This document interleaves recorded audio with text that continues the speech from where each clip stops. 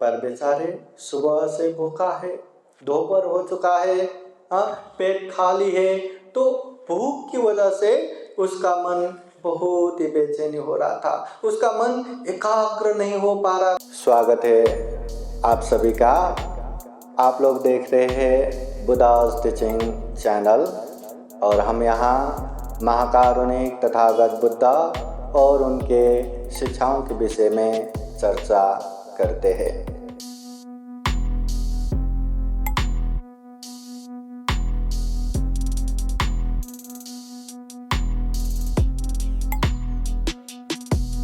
जिगच्छा परमारोगा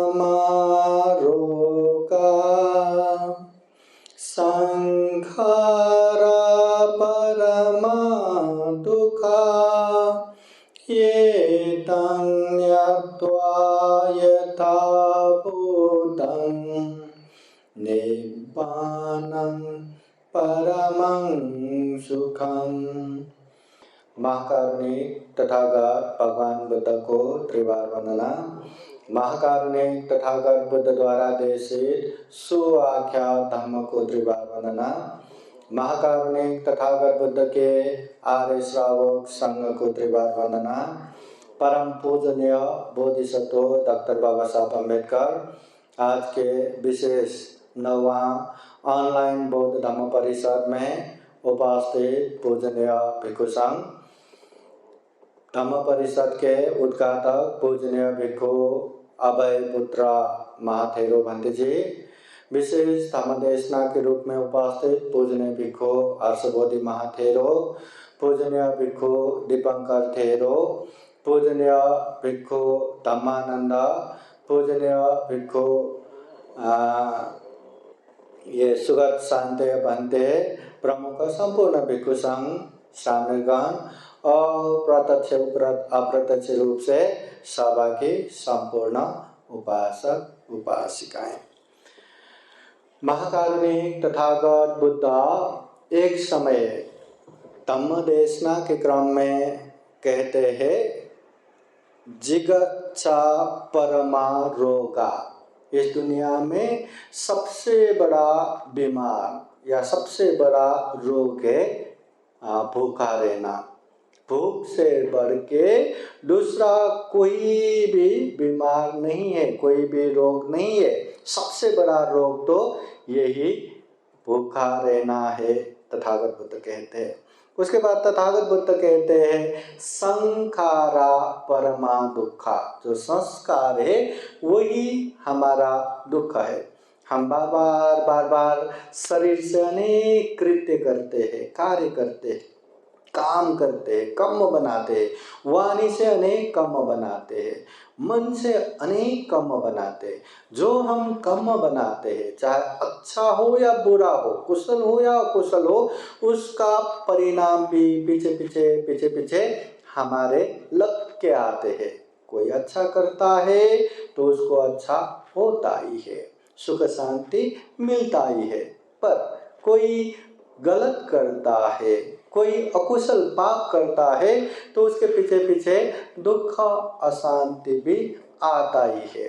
तो इस तरह का हम संस्कार निर्माण करेंगे, इस तरह का राग द्वेष मोह रूपी संस्कार निर्माण करेंगे तो दुख पीछे लग के ही आते हैं। इसलिए संस्कार बहुत बड़ा दुख है। फिर तथागत बुद्ध कहते हैं, एवं नेत्वा यथा भूतं, इस तरह की बात को जैसा है वैसा ही यथार्थ रूप से यथाबोध करेंगे या जानेंगे, समझेंगे। निब्बानं परमं सुखं, इस तरह से प्राप्त जो निर्वाण है वो सबसे बड़ा सुख है। दुनिया में सबको सुख चाहिए, सबको शांति चाहिए। वही सुख शांति प्राप्त करने के लिए न जाने क्या क्या करके बैठते हैं। भले ही वो अशांति के मार्ग पे चले, पर उसका टारगेट सुख प्राप्ति करना रहता है। इसलिए दुनिया भर के सुख, चाहे धन संपत्ति प्राप्त होना सुख हो, चाहे परिवार प्राप्त होना सुख हो, चाहे अपनी इच्छा परिपूर्ति होना सुख हो, चाहे अनेक पुण्य करना सुख हो, इन सारे सुख के तुलना में तथागत बुद्ध कहते हैं निब्बाणं परमं सुखं, निर्वाण सबसे बड़ा सुख है। एक समय तथागत बुद्ध धम्म प्रचार प्रसार के क्रम में आलवी नगर में पहुंचते हैं। जब तथागत बुद्ध भिक्षु संघ के साथ आलवी नगर में पहुंचे, ये बात वहां के लोगों को पता चला, तुरंत उपासक उपासिकाएं मिलके पांते जी को, भगवान बुद्ध प्रमुख भिक्षु संघ को भोजन का आमंत्रण देते हैं। वहां भव्य दिव्य रूप से भोजन की तैयारी करते हैं, भोजन दान देते हैं और भोजन के बाद सभी लोग तथागत बुद्ध के उपदेश सुनने के लिए वहां बैठे रहते हैं। ऐसे समय में आलवी नगर में एक ऐसा भी घटना होता है कि एक गरीब इंसान, जो गरीब इंसान को पता चला कि आलवी नगर में तथागत बुद्ध आए हैं, तथागत बुद्ध का संगदान होना है, तथागत बुद्ध के धम्म देशना होना है, तो उसको भी बुद्ध के पास जाना था, उपदेश सुनना था। पर बेचारे के सुबह से एक बैल खो जाते हैं, कहाँ गया पता ही नहीं। तो उसको लगा अभी मैं सुबह सुबह जल्दी निकल के वो बैल को ढूंढ के लाऊंगा और जल्दी से खाना खा के बुद्ध का उपदेश सुनने जाऊंगा। ऐसा समझ के वो सुबह सुबह निकल पड़ा बैल को ढूंढने के लिए, पर बैल जल्दी मिला ही नहीं। बहुत देर तक बहुत जगह पे ढूंढने के बाद अंततः वो बैल मिल गया। वो फटाफट वो बैल को दूसरे बैलों के साथ रख दिया। समय हो गया था, धम्म देशना का समय हो गया था। तो वो गरीब इंसान घर में जाके खाना खाए बिना तुरंत भागा तथागत बुद्ध के पास पहुंचते हैं। अभी देखिए तथागत बुद्ध का वहाँ धम्म देशना का सिलसिला चल रहा है, वहाँ बहुत सारे उपासक उपासिकाएं खड़े हैं। ऐसे समय में वो उपासक भी आके धम्म देशना सुनने के लिए बैठता है, पर बेचारे सुबह से भूखा है, दोपहर हो चुका है, पेट खाली है, तो भूख की वजह से उसका मन बहुत ही बेचैनी हो रहा था, उसका मन एकाग्र नहीं हो पा रहा था, वो धम्म देशना सुन नहीं पा रहा था। अभी तथागत बुद्ध तो सर्वज्ञ है, तथागत बुद्ध में चेतोपरीय ज्ञान है, दूसरे के मन में क्या चल रहा है बरोबर जानते हैं। तो तथागत बुद्ध को पता चला कि वो उपासक अभी भूखे हैं। तो तथागत बुद्ध ने वहीं धर्मासन से लोगों को पूछा, क्या अभी भी यहाँ भोजन बाकी है? तो उपासकों ने कहा, हाँ भगवान अभी भी भोजन बाकी है। तो ऐसा करो, भोजन लाओ, ये उपासक को खिलाओ। भोजन लाया, उसको खिलाया, पर आश्चर्य की बात है इतने सारे लोगों के बीच में तथागत बुद्ध धम्म देशना को बैठे और एक उपासक, वो भी गरीब इंसान, उसके लिए तथागत बुद्ध भोजन मंगा के उसको भोजन खिला रहे। जब तथागत बुद्ध ने भोजन खिलाया तब वो तृप्त होने तक अच्छे से खाना खाया, फिर शांति से धम्म देशना सुनने को बैठा। अभी उसका मन इतना शांत, इतना एकाग्र, इतना मन में श्रद्धा चित्त, तथागत बुद्ध के उपदेश सुनते सुनते सुनते सुनते दुख मुक्ति का मार्ग फल सोतापति फल प्राप्त करते हैं, सोतापति फल में प्रतिष्ठित होते हैं। देखो सोतापति फल जीवन में मिलने वाले सारे सुख से बड़ा रहता है।